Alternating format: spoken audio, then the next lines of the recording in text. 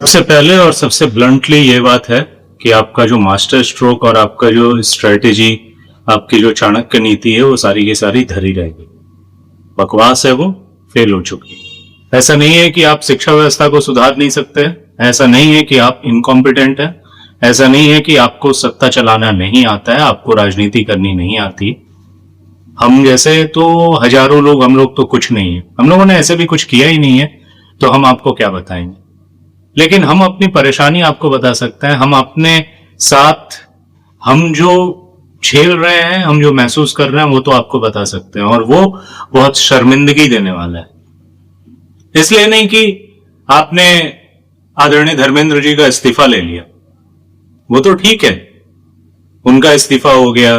कल को आदरणीय गडकरी जी इस्तीफा दे दें, आदरणीय अमित शाह इस्तीफा दे दें, परसों ये भी हो सकता है कि हमारी सरकार चुन के ना आए, हम चुनाव में हार जाए, हो सकता है। इससे बुरा नहीं लगता।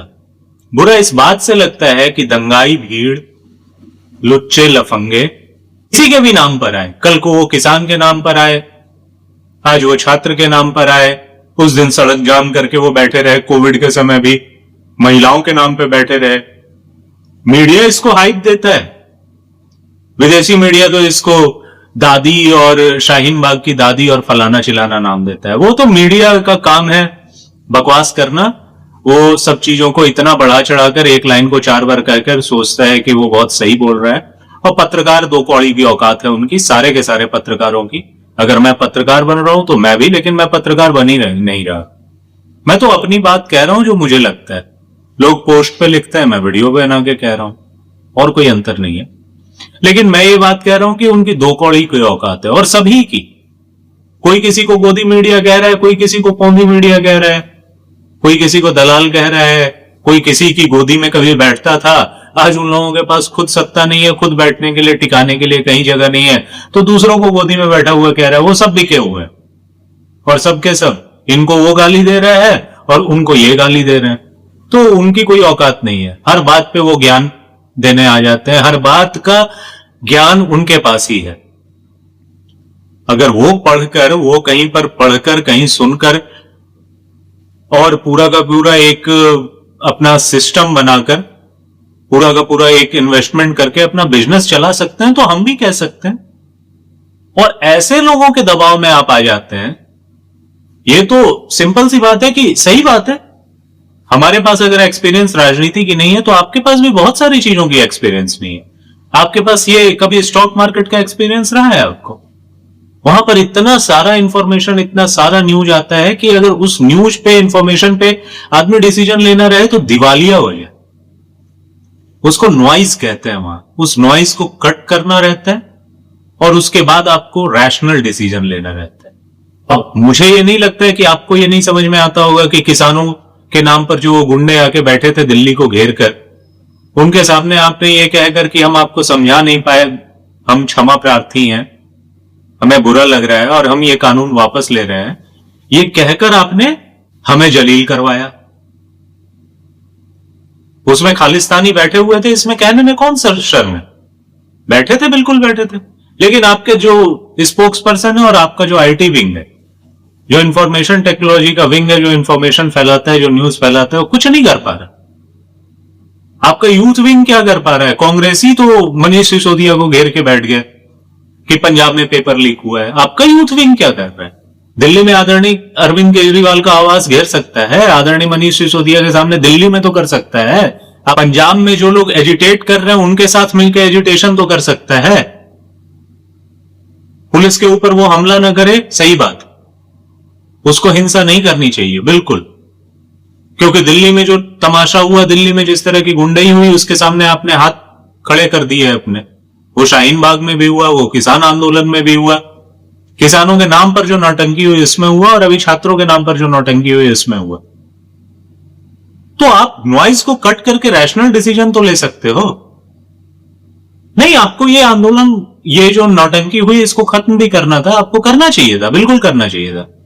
वो रोज रोज नए नए डिमांड लेके आ रहे हैं, वो रोज रोज कह रहे हैं। उनकी इतनी हिम्मत हो गई कि उन्होंने कहा कि दिल्ली पुलिस और आरएएफ माफी मांगे।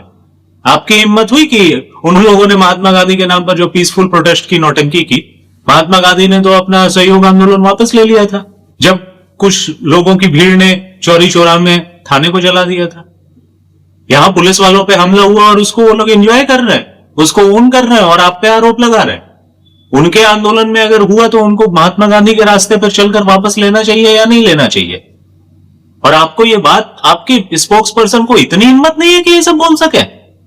आप गुंडई के सामने, आप एनआरकी के सामने अपने घुटने टेक देते हो। आप जो कर रहे हो, आपसे तो स्ट्रेटेजी सीखने की जरूरत है। मैं आदरणीय प्रशांत किशोर से भी सीखता हूं और आपसे भी सीखने की जरूरत है। आप बहुत स्ट्रेटेजिक हो। आप इस एक सिचुएशन को इस्तेमाल करके जो एजुकेशन सिस्टम में पेपर लीक और जो एजुकेशन को धंधा बनाकर लोगों ने कोचिंग माफिया और इस तरह की चीजें चालू हो गई हैं, इसको आप जड़ से खत्म करना चाह रहे हो। आप कर रहे हो, आप लगातार 2 दिन 3 दिन से छोटे छोटे वीडियोस बनाकर आप डाल रहे हो, जनजी से सीधे बात करने की कोशिश कर रहे हो इंस्टा पे। अच्छी बात है और आप कर भी दोगे, मैं ये भी जानता हूं। आपकी स्ट्रेटेजी इसमें बड़ी है, ये तो मुझे दिख रहा है। हम लोग तो इस बात से परेशान है, why kneel down to these criminals? Just bow down to these criminals. Why? They are criminals. If authority is saying that you are not allowed to march and you are not following the orders, the instructions, even it's not from court, no issue. IPS officers को थाने के SHO से लेकर SP, ACP, DCP, commissioner को अधिकार है कि एक क्षेत्र में वो कानून व्यवस्था बनाए रखने के लिए ऑर्डर्स पास कर सकते हैं और उन ऑर्डर्स को नहीं फॉलो करना कानून की अवहेलना है। और उसके बाद भी अगर इस तरह का मार्च सिर्फ नहीं हुआ, इस तरह के पुलिस पर हमले हुए और आप कह रहे हो आप कानून वापस, आप केसेस वापस ले लोगे। आपने कहा है पीसफुल प्रोटेस्टर्स पे केसेस वापस ले लोगे। कौन है पीसफुल प्रोटेस्टर? जो जंतर मंतर से बाहर नहीं निकला सिर्फ वो है, उसके अलावा कोई भी ऐसा बंदा नहीं है जो कि पीसफुल है। अगर वो जंतर मंतर की उस परिधि से बाहर निकला जिस पर पुलिस ने कहा था कि इससे बाहर आप नहीं जा सकते, ये मार्च नहीं कर सकते, जहां तक उनको परमिशन थी, उससे बाहर जो निकला इज नॉट पीसफुल प्रोटेस्टर। और ऐसे सभी लोगों पे जो मेटा कैमरा से, जो पुलिस सर्विलांस से, जो सीसीटीवी के फुटेजेस से आए हैं, इनके ऊपर केसेस करो, केसेस होने चाहिए। इन लोगों की हिम्मत क्यों नहीं होती उत्तर प्रदेश में जाकर ऐसा करने की? सीएए के समय बहुत वहां पर सरकारी संपत्ति को, पब्लिक से प्राइवेट संपत्ति को नुकसान पहुंचाया गया था, एक से वसूली हुई, सबने दिया, सुप्रीम कोर्ट चले गए वो लोग तुरंत कि मेरे पोस्टर्स नहीं लगा सकते। सरकार ने कानून बना दिया, अब तो लगा सकते हैं। सुप्रीम कोर्ट ने गाइडलाइन जारी की बुलडोजर चलाने की। आज भी यूपी में बुलडोजर चलता है और धड़ल्ले से चलता है और ठोक के चलता है। कानून का राज तो इसी तरह स्थापित होता है। अब ऐसी कौन सी मजबूरी है आपकी, हर किसी के सामने आप पसर जा रहे हो? कोई भी 5000 की भीड़ लेके दिल्ली में आएगा, दंगे कर देगा, और आपके लोग अगर सिर्फ एजिटेशन करते हैं तो आपको आवाज नहीं निकलती, आप उनको खिलाफ ब्रूटल फोर्स का इस्तेमाल करते हो। क्या हरियाणा में आपने संत रामपाल के भक्तों के ऊपर नहीं किया था? उनके ऊपर गोलियां नहीं चलवाई थी? आदरणीय धर्मेंद्र जी का इस्तीफा हुआ यूजीसी के समय, जब लोग प्रोटेस्ट करना चाहते थे, वो प्रोटेस्ट तक नहीं करने दिया आपने। जो लोग उसको लीड कर रहे थे उनको हाउस अरेस्ट करवा दिया, उनके घर पर पुलिस भेज दी कि पुलिस भी उनके साथ बैठी रहे, वो घर से ना निकल सके। आप अपने लोगों के लिए इतना नहीं कर सकते और आप सोचते हो कि आपके लिए लोग निकल आए सड़कों पर, आपके लिए लोग वोट करने चले जाए, अपनी जान जोखिम में डाल के चले जाए। आप दिल्ली में पुलिस आपके पास है, दिल्ली में राज्य की सरकार, जो दिल्ली का अर्ध राज्य है, उसकी सरकार आपके पास है, केंद्र की सरकार आपके पास है। आप दिल्ली में पुलिस वालों को, जो कानून व्यवस्था बना रहे थे, जो संविधान और संसद को बचा रहे थे, उन पे हमले करने वालों पे आप कुछ नहीं कर पा रहे हो। आपने कोई एक्शन नहीं लिया। आप और कह रहे हो कि हम पीसफुल प्रोटेस्टर्स से केसेस वापस लेंगे। पश्चिम बंगाल में अगर चुनाव हार गई होती भारतीय जनता पार्टी, आप उनको बचा पाते? आपने बचाया था क्या 2021 में? हम आपके लिए सब कुछ करें, आप नहीं करोगे कुछ? बड़ी बड़ी बातें, बड़े बड़े कहानियां, आपके खिलाफ जो एजिटेशन नहीं करता है, आपके खिलाफ जो चिल्लाता नहीं है, आपके खिलाफ जो बोलता नहीं है, आप उसको पीस के रख देते हो। मध्यम वर्ग की स्थिति इतनी खराब है, आप टैक्सेस दिए जाते हो। विपक्ष जब आपको सुनाता है, आपको गरियाता है, तो आप जीएसटी कम कर देते हो। 12 लाख रुपए तक आपने टैक्स फ्री किया, उसके ऊपर टैक्स लग रहा है। 1 लाख रुपए महीने जो कमा रहा है उसके ऊपर आपने टैक्स लगाया है। उसका खर्च कितना है, हॉस्पिटल्स का खर्च कितना है, एजुकेशन का खर्च कितना है, आप कमाई पर टैक्स लगा रहे हो ना। तो 1 लाख के ऊपर 1,10,000 जो कमा रहा है उसके ऊपर कितना टैक्स लग रहा है। और इन बातों को जब इन फैक्ट्स को कोई बीजेपी के चैनल्स के थ्रू रखता है, मैं भारतीय जनता पार्टी के 2-4 व्हाट्सएप ग्रुप में जुड़ा हुआ हूं, मैं राष्ट्रीय स्वयंसेवक संघ के 2-4 व्हाट्सएप ग्रुप में जुड़ा हुआ हूं, और जब वहां पर ये बात भी कह दो तो वहां पर कहते हैं कि ये बहस करने का समय नहीं है, आप बहस मत कीजिए, आप इन बातों को मत कहिए, अभी ये समय नहीं है। हम अपनी बात ना कहें, आपने आदरणीय धर्मेंद्र जी का यूजीसी के समय इस्तीफा लिया होता, आपने तो हमें एजुटेशन तक नहीं करने दिया।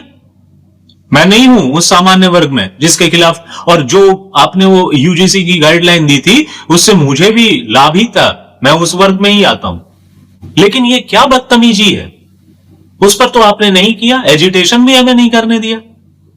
और अभी आप एकदम लेट के सामने धर्मेंद्र जी का इस्तीफा करवा लिया। आदरणीय धर्मेंद्र जी बहुत लायक आदमी है, कुछ गुंडे खड़े होकर सड़क पर आपको कहें और इस तरह की धमकियां दें, वो जो बक्कल स्पेशलिस्ट है ना, ट्रैक्टर ट्रॉली आएगा, अरे सब होगा, इस तरह के गुंडों वाली भाषा इस्तेमाल करते हैं और आप पसर जाते हैं उनके सामने। और हमसे अपेक्षा रखते हैं कि आपको मास्टर स्ट्रोकवादी और चाणक्य नीति समझते रहे हम। आपके आईटी सिस्टम, आपके आईटी विंग और आपके स्पोक्स पर्सन से बेहतर तो आपके जर्नलिस्ट काम करते हैं। अर्णब ने तो बिल्कुल एक बार भी सपोर्ट नहीं किया इसको। अर्णब ने इस पे लगातार अपने न्यूज चलाए, रिपब्लिक भारत पूरा का पूरा भरा पड़ा है ऐसे एनालिसिस से, और ऐसे टफ क्वेश्चंस पूछता है वो। और आपके स्पोक्स पर्सन सिर्फ नाम लेते हैं पंजाब का, और उसके बाद कोई एंकर टोक देता है कि नहीं आप तो सत्ता में है, आपको करना है, तो बोर्ड डाउन कर जाते हैं आप कि हाँ हमें ही करना है, हम ही सुधारेंगे, हमसे ही अपेक्षा है। तो आपसे अपेक्षा है तो इसका मतलब क्या, जहां पर आप विपक्ष में हो वहां सरकारें नहीं है क्या? आपने तो इसको सीधा महसूस किया है। गुजरात में आपके खिलाफ इतने सारे नाटक हुए, गुजरात में आपको समेटने के लिए गोधरा के बाद क्या क्या नहीं प्रचारित किया गया, क्या क्या नहीं हथकंडे अपनाए गए। उत्तर प्रदेश में यह लागू नहीं होता है आदरणीय अखिलेश यादव की सरकार पर। आदरणीय अखिलेश यादव की सरकार थी, वहां दंगे हुए, उस पर लागू नहीं होता। और आपके स्पोक्स पर्सन से ये बोल नहीं सकते मुंह खोल के। आदरणीय अमित शाह तो संसद में बोल देते हैं, ब्लंटली बोल देते हैं, बिना किसी क्षमा, बिना अपोलोजेटिक हुए बोल देते हैं, वो अनअपोलोजेटिक वे में बोल देते हैं। और आपके स्पोक्स पर्सन टीवी पे नहीं बोल पाते, बोलते हैं ये राजनीतिक है। और वो जो कलुआ है, जर्नलिस्ट टर्न नेता, नेता टर्न जर्नलिस्ट, झूठा हिंदी वाला, वो कहता है पॉलिटिक्स होनी चाहिए, जमकर होनी चाहिए, ये पॉलिटिक्स है। तो राजनीति इस पे हो रही है, तो आपका एक्सपोज क्यों नहीं करता? आपका 10 बार ये बोलना चाहिए कि ऐसी राजनीति नहीं होनी चाहिए, दूसरों के कंधे पे बंदूक नहीं रख के चलाना चाहिए। आदरणीय राहुल गांधी की क्या है स्थिति? आदरणीय राहुल गांधी का क्या है, एक तरह से आप कह लो तो उनकी इज्जत क्या है, सम्मान क्या है? लोगों ने उनको दरकिनार कर दिया है। वो प्रधानमंत्री आवास के बाहर बैठ जाते हैं, पूरा लॉ एंड ऑर्डर चेंज करके, पूरे लॉ एंड ऑर्डर को चैलेंज करके। आदरणीय जितेंद्र सिंह उनसे बात करते हैं और उसके बाद अपनी बात से पलट जाते हैं। वो उनकी क्या है, उनका वैल्यू क्या है? आपने 1 सप्ताह तो संसद ठप करवा दिया, अच्छी बात है। आप तो उनको निकाल देते हो बाहर, पूरे सेशन के लिए आउट कर देते हो, उनको कानून पास करा लेते हो। और पहले भी ऐसा हुआ है देश में, आपको फिर ऐसे क्या, आप ब्लंटली जब संसद में कर सकते हो तो समाज में क्यों नहीं कर सकते? और आप कोई शांति प्रिय छात्रों के सामने अगर आप झुकते, कोई दिक्कत नहीं है। हमारे सामने भी यूजीसी में आपने आदरणीय धर्मेंद्र जी का इस्तीफा नहीं करवाया, कोई बात नहीं। लेकिन इस तरह के नौटंकी के बाद, इस तरह की गुंडागर्दी के बाद आपने अलाउ किया। आपके पास सत्ता है और सत्ता चुनाव से आई है, लोगों के द्वारा वोट करके आई है। लोगों ने आपके लिए वोट किया है, जान पर खेल के भी बहुत जगह पर वोट किया है, बहुत जगह खुशी से वोट किया है, लोगों से बहस कर, लोगों से ताने सुनकर, या लोगों से बहुत तरह की बातें करके, लड़ाइयां करके भी आपके लिए वोट किया है। वो तो वोट ही कर सकते हैं, गुंडे वो नहीं कर सकते। और पुलिस से बड़ा गुंडा कौन है? और गुंडे पुलिस के सामने आकर गुंडे ही करना है, पुलिस कुछ ना करे, लाठी पटक के भगाए और पुलिस वाले मार खाएं।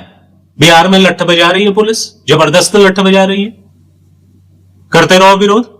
उत्तराखंड की पुलिस बजाती है, गुजरात की पुलिस बजाती है, आपकी दिल्ली पुलिस क्यों ऐसे हाथ बन जाता है उसका? मीडिया से इतना डरते हो आप, और आप डरते हो। नॉइज कट नहीं कर सकते आप। गुजरात में आपके खिलाफ इतने षड्यंत्र किए गए, अरे भाई होने दो।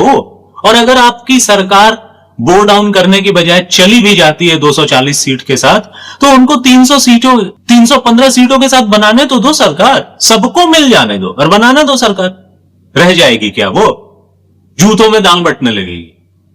लेकिन लड़ने के लिए खड़े तो हो। और आपके पूर्वजों ने तो सरकारें अपनी मिटा दी इस पे। आज भगवान राम का भव्य राम मंदिर बन के खड़ा है। वो दो कौड़ी का कॉमेडियन माता सीता के पति बोलता है, अपने बाप को बोलता है वो मेरी मां का पति है। वो बोल भी सकता है, वो ये भी बोल सकता है कि उसके बाप ने उसकी मां के साथ, उसका बाप वो व्यक्ति है जिसने उसकी मां के साथ संबंध बनाए थे। वो ये भी बोल सकता है। वो हमारी माता सीता के बारे में ऐसा कैसे बोल सकता है? आपके लॉयर्स कहां हैं? हमारी भावनाएं आहत नहीं होती। उस पर भावनाएं आहत करने का भी केस नहीं कर सकते। उत्तर प्रदेश में तमाम शहरों में नहीं कर सकते, बिहार के तमाम शहरों में नहीं कर सकते। क्लब करे, सुप्रीम कोर्ट क्लब करे। आप तो आदरणीय नुपुर जी के साथ खड़े नहीं हो पाए। क्या गलत कहा था उन्होंने? उन्होंने कहा तो बिल्कुल सही फैक्ट था। और उनको जिसने प्रोवोक किया, आप उसके खिलाफ भावनाएं आहत करने का भी केस नहीं कर पाए। उसने भावनाएं आहत नहीं की थी। उसने नहीं कहा था लिंग की पूजा क्यों करते हो। उसने डेरोगेटरी कमेंट नहीं किए थे। आप तो उसको ले आए जो भगवान शिव के लिंग पर कॉन्डोम चढ़ा रही थी। आज तो एनपीसीआई में है ना वो। अभी उसको लात मार के एनपीसीआई से बाहर कर दो, बाहर ही कर दो सिर्फ। न इस घाट की रहे, न उस घाट की रहे। उस दल में मर्जर, वो सारा केस तो खत्म हो गया, उसमें कुछ नहीं बचा। अब निकाल बाहर करो उसको वहां से। है हिम्मत आप में? आदरणीय कल्याण सिंह जी ने अपनी सरकार को, आप भगवान राम का जो भव्य मंदिर बना हुआ है, अगर वो विवादित ढांचा वहां नहीं टूटता तो क्या बनता वो? अगर उन लोगों ने भी यही सोचा होता, आदरणीय कल्याण सिंह ने यही सोचा होता मेरी सरकार बचेगी या नहीं, सरकार बचेगी या नहीं, मास्टर स्ट्रोक खेल रहे होते, वो बनता वो? उन्होंने अपनी सरकार कुर्बान कर दी। आप एक बार करो तो सही। देखो कैसे उनमें जूतों में दाल पड़ती है और उसके बाद आप और स्ट्रांगली वापस आओगे। मैंडेट आज भी है आपके पास, इस्तेमाल तो करो उसको। हम क्या कर सकते हैं? आपको वोट दे सकते हैं, आपके लिए लठ बजाएं हम। और आज जो सिचुएशन है, आप 5,000 10,000 गुंडों के सामने इस तरह से बोर डाउन कर जाते हो। कल को अगर आपके समर्थक रोड पे निकल जाए और आपके समर्थक इस तरह से उनसे लड़ाइयां लेने लगे, तो आप एक तो अपने समर्थकों के साथ नहीं रहोगे, दूसरे वहां और नहीं बचाओगे आप। पश्चिम बंगाल में आपने बचाया 2021 के बाद, उन लोगों ने जान पर खेल के आपको फिर से सत्ता दी। और आप कहते हो बदला नहीं, बदलाव होना चाहिए। गौ रक्षक जो अपनी जान पर खेल के गौ माता की सेवा कर रहे हैं, गौ माता को बचा रहे हैं, उनका वो हरियाणा का विधायक वो सीधे गुंडई वाली भाषा का इस्तेमाल करता है। और आपने मोनू मानेसर को गौ रक्षक गो गुंडा कह दिया। आपने गौ रक्षकों को गुंडा कहा। आदरणीय साध्वी प्रज्ञा दीदी ने क्या कहा था? क्या कहा था उन्होंने? भगत सिंह की फांसी हुई ना। आदरणीय महात्मा गांधी ने गांधी इरविन पैक्ट किया था ना। महात्मा गांधी की जान की कीमत ज्यादा है, और लोगों की जान की कीमत कुछ नहीं है। जिनको पाकिस्तान से मारकर भगाया गया, मारकर ट्रेनों में भरकर भेजा गया, बंगाल से मारकर भगाया गया, उनके जान की कीमत नहीं है। उनके भी जान की वही कीमत है ना जो आदरणीय महात्मा गांधी के जान की कीमत है। यह अलग है। और आपने उनका टिकट काट दिया। 5,000 10,000 लोग किसी छात्र का, किसी किसान का नाम लेकर आते हैं और गुंडई करते हैं, और आप उनको रिप्रेजेंटेटिव मान लेते हो। और आपको जो हम लोगों ने चुना है, आपको जो 5 7 10 12 करोड़ लोगों ने चुना है, वोट देकर चुना है, उनके रिप्रेजेंटेटिव आप नहीं हो। स्ट्रांगली इस बात को नहीं रख सकते आप। सरकार में हो तो चूड़ियां पहन ली हैं क्या? सरकार में हो तो दूसरे जो चाहे कर सकते हैं और आप नहीं कर सकते। कहां है आपका यूथ विंग? कहां है आपका यूथ विंग? आदरणीय राहुल गांधी जब पीएम के सिक्योरिटी में ब्रीच करने के लिए उनके आवास के सामने, गेट के सामने बैठ जाते हैं, 24 अकबर रोड पर आपका यूथ विंग क्यों नहीं बैठा? 10 जनपद के सामने क्यों नहीं बैठा? आज पंजाब में आप ये क्यों नहीं कर पा रहे हो? कर्नाटक में क्यों नहीं कर पा रहे हो? झारखंड में क्यों नहीं कर पा रहे हो? वहां पेपर लीक नहीं हुए। आपका यूथ विंग क्या कर रहा है? आपके स्पोक्स पर्सन कम से कम स्ट्रॉन्ग व्यू क्यों नहीं ले सकते? स्ट्रांगली क्यों नहीं कह सकते कि पंजाब में भी तो सरकार है, एक चुनी हुई सरकार है, वहां पर हम विपक्ष में है तो हम क्यों नहीं बात कर सकते? एजुकेशन तो करंट लिस्ट की चीज है। राज्य की सरकारें भी उतनी जिम्मेदार है शिक्षा को लेकर जितनी केंद्र सरकार जिम्मेदार है। नहीं कर सकते आप? आपके स्पोक्स पर्सन स्ट्रांगली ब्लंटली बोल तक नहीं सकते। सभी के सभी जो भी पत्रकार पंजाब पर या कर्नाटक पर या झारखंड पर सवाल उठा रहे हैं, गोदी मीडिया उनको ब्लेम कर दिया जाता है। आप नहीं कह सकते खान मार्केट गए, तो वो इश्यूज रियल हैं या नहीं?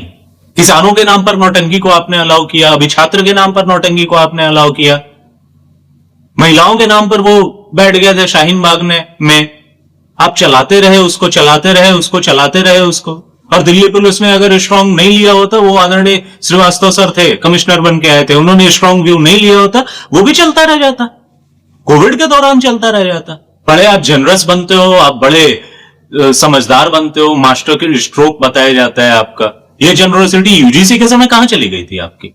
और आपका फीडबैक सिस्टम इतना बेकार है, किसी ग्रुप में किसी भाजपा नेता से कहो इतनी बात आप नहीं समझते। कम्युनिस्टों से ज्यादा कैंसल कल्चर तो आपके यहां पर है, भाजपा में है, आरएसएस में, राष्ट्रीय स्वयंसेवक संघ में ये बातें कहो, वो तुम नहीं समझते इन चीजों को। नहीं समझते तो ठीक है, तो फिर वहां बात क्यों करते हो आप? मैं तो जाता हूं वहां, इन चीजों पे कोई मंतव्य ही नहीं देता, क्योंकि मेरा मंतव्य आप मानते नहीं हो। मैं नहीं बोलता, सीधा मैं बोल देता हूं, मैं नहीं बोलूंगा इस पे। मैं इसीलिए नहीं बोलूंगा क्योंकि मैं जो बोलूंगा उसको आप मानोगे ही नहीं। आपकी और राष्ट्रीय स्वयंसेवक संघ की जो आपस में मिली कुश्ती चल रही है, उसमें हम बेइज्जत होते हैं, हम बदनाम होते हैं, हमारा मजाक बनता है, हमें शर्म महसूस होती है। बिहार चुनाव के समय परम पूज्य सरसंघ चालक आरक्षण की समीक्षा करवाते हैं, और 24 के चुनाव के समय आपके राष्ट्रीय अध्यक्ष आदरणीय कह देते हैं कि हमें संघ की आवश्यकता नहीं है, अब हम इतने बड़े हो चुके हैं। और हमारे जैसे लोग घर बैठ जाते हैं दोनों समय। हमारे जैसे लोग सोचते हैं हमारी तो कोई बात ही नहीं सुनता, घर बैठ जाओ, इससे अच्छा। और आप ले आते हो वही पैसे के बल पे जो नेता बनने की का ख्वाब देखते हैं, उन लोगों को ले आते हो, वो अपने पेड वर्कर्स लेके आते हैं, और उसके बाद आपका सिस्टम, आपका अनुशासन, आपका जो राजनीति को सेवा और समर्पण समझने की जो आपकी शिक्षा है, आपकी जो बेसिक्स है, उसका मजाक बन के रह जाता है। हम अभी भी वोट आप ही के लिए करेंगे, इसमें तो कोई शक ही नहीं, लेकिन हम आपके लिए ना काम कर सकेंगे, ना आपके लिए आप बोल सकेंगे। आप हमारी बातों को सुनते तक नहीं हो, और हम में से जो लोग आवाज नहीं उठाते, जो लोग सहते जाते हैं, समझते जाते हैं, और सोचते हैं कि चलो देश के भले के लिए अपना थोड़ा नुकसान भी सह लें, उन लोगों को आप और क्रश करते हो। बिहार में एक रेलवे का मालदा डिवीजन है, आप उसको क्रश करते हो, उसमें ट्रेन्स नहीं देते, टाइम पे ट्रेन्स नहीं देते। दूसरे जो डिवीजन है जहां पर लोग एजिटेट हो जाते हैं, पटरियों पे बैठ जाते हैं, जहां लोग दंगा कर देते हैं, वहां आप ट्रेन्स पे ट्रेन्स भर के देते हो, समय पे देते हो। दरअसल आपकी समस्या यह है कि आप 100 जूते भी खाते हो, आप 100 प्याज भी खाते हो। मैं ब्लंटली बोल रहा हूं, और बोलना ही पड़ेगा। वो भगंदर सलीम, जॉनी सिंस पॉलिटिक्स का, कभी किसान, कभी छात्र, कभी फलाना, कभी चिलाना, वो क्लियर कट आके कहता है कि हम तो पिच क्यूरेटर हैं, और उसको अभी तक एक्सपोज करने में आप लगे हुए हो कि वो कह रहा है कि सड़क से संसद चलेगी, सड़क से कानून बनेगा, और आप इस पर नहीं कर पाते। एक्सपोज खेलते रहते हो आप। भाई ठीक है, आप नहीं कर सकते, इतना कहने पर आप कोई कानूनी कार्रवाई नहीं कर सकते, सब बातें ठीक है, कैंसिल तो कर सकते हो उसको। आपके स्पोक्स पर्सन उसके जवाब देते रहते हैं, उसकी बातों पर बोलते रहते हैं। वो खुद कहते हैं कि मैं तो पॉलिटिकल आदमी हूं, आप उसका जवाब देते रहते हो। आप सीधा कैंसिल मारो उसको। आपके स्पोक्स पर्सन इतना तो कह सकते हैं, ये तो आदमी इसकी कोई विश्वसनीयता ही नहीं है, इसने खुद माना है कि ये पिच क्यूरेटर है, ये खुद कहता है कि हम राजनीतिक कार्य करते हैं, इसके बाद का कौन सा वैल्यू? मैं एंकर के सवाल का जवाब दूंगा, मैं इसको नहीं जानता, ये भगंदर सलीम है। कह सकते हो आपका स्पोक्स पर्सन कह सकता है? ये सही है कि आपके पास हमसे ज्यादा एक्सपीरियंस है, आपके पास हमसे ज्यादा इंफॉर्मेशन है, लेकिन इस तरह के सिचुएशन और इस तरह के समय में सिर्फ कनिंगनेस, मक्कारी, धूर्तता ही नहीं चाहिए, ब्लंटलेस भी चाहिए। जब वो कह सकते हैं, उनका स्पोक्स पर्सन कह सकता है, डीयू का वो प्रोफेसर कह सकता है कि इमरजेंसी का समय हमारे लिए सबसे अच्छा था और इमरजेंसी पे शर्म करने की जरूरत नहीं है, अपॉलोजेटिक होने की जरूरत नहीं है, तो आप कह सकते हो, बिल्कुल कह सकते हो कि पुलिस को लठ बजाने का अधिकार है, पुलिस को बजाना ही चाहिए। और जो लोग आदरणीय महात्मा गांधी का नाम लेकर पीसफुल बकवास कर रहे हैं, पहले उनको माफी मांगनी चाहिए कि उनके बुलाए हुए लोग या उनके आंदोलन में शामिल लोग क्यों ऐसा किए, और उन्होंने इस पर आंदोलन वापस क्यों नहीं लिया। अगर आदरणीय महात्मा गांधी ने अपना आंदोलन वापस ले लिया था चौरी चौरा कांड के बाद तो हम कोई बात नहीं करेंगे जब तक उसके लीडर्स अपॉलॉजी नहीं करते हैं पुलिस पर अटैक करने के लिए, देश की कानून व्यवस्था संसद को बंधक बनाने की कोशिश करने के लिए। हम कोई बात नहीं करेंगे जब तक ये नहीं होता है कि अगर अथॉरिटीज ने कहा है कि ये आप नहीं कर सकते, उसका परमिशन नहीं दिया है, तो आप भले कोर्ट जाके परमिशन लेके आओ। लेकिन अगर आप कोर्ट भी नहीं जाके परमिशन लेके आते, आप अथॉरिटी की भी बात नहीं मानते, तो जब तक आप इसके लिए माफी नहीं मांगते, जब तक अपनी गलती एक्सेप्ट नहीं करते, हम कोई टॉक नहीं करेंगे। आप कह सकते हो इतना, मास्टर स्ट्रोक खेलते रहो, होने दो। आज कितने दिन 1938 में हिटलर ने यूगोस्लाविया पे कब्जा किया और बाकी कंट्रीज ने तुष्टीकरण किया। 5 साल 4 साल बाद लड़ते हुए कितने सारे लोगों ने अपनी जान दी। द्वितीय विश्व युद्ध हुआ ही हुआ, लोगों की जान गई। तुष्टीकरण से कुछ मिलेगा क्या? कुछ नहीं मिलेगा। आप अपना आधार खो दोगे, या आधार नहीं भी खोगे तो मैं तो यही कहूंगा, मैं जाके वोट कर दूंगा। मैं आपके लिए क्यों लड़ूं? आप तो, मैं लड़ूंगा आपके लिए और आप खुद ही पीछे से भाग जाओ मुझे फंसा के। आपके लॉयर्स तो आदरणीय सीजीआई के पास नहीं जा सके। आपसे ज्यादा रीढ़ तो आदरणीय सीजीआई ने दिखाया। उन्होंने कह दिया मेरे पास फुर्सत नहीं है वीडियोस देखने का। बताओ इशू क्या है, उस इशू पे भले हम बात कर लेंगे। आदरणीय सीजीआई ने ही कहा था ना, कॉकरोच। आदरणीय सीजीआई इस पे फैसला दे देते। आप जाते ना कि इनको मार्च का परमिशन नहीं दिया था, फिर इन्होंने ये किया, ये दंगा भड़काने की कोशिश कर रहे हैं, इनके ऊपर ब्रूटल फोर्स इस्तेमाल करने की इजाजत दी जाए। आप कोर्ट से परमिशन ले आते, कोर्ट में जाके कहते तो कम से कम ये परमिशन मिलना नहीं मिलना, कोर्ट भी बीच का रास्ता अख्तियार करता है। लोग सड़क घेर के बैठ जाते हैं और जब वो खत्म होता है उसके बाद कहता है कि ये नहीं कर सकते। आप वो ब्लंटनेस तो दिखा सकते थे अपना, आपने हमें नीचा दिखाया है। आपने हमें यूजीसी के मुद्दे पर हमारा समर्थन न करके, आदरणीय धर्मेंद्र जी का इस्तीफा न करवा के हमें बेइज्जत किया, और अभी इन गुंडों के सामने, इन मवालियों के सामने, इन देशद्रोहियों के सामने, इन कानून को न मानने वालों के सामने, संविधान का अपमान करने वाले, संसद का अपमान करने वाले के सामने आप लेट कर आपने हमारा अपमान करवाया। आपको तो आदत है सुनने की, हमें नहीं है आदत सुनने की, और हम आपका बहुत साथ नहीं दे पाएंगे अगर आप अपनी रीढ़ विहीन इसी तरह की राजनीति जारी रखोगे तो।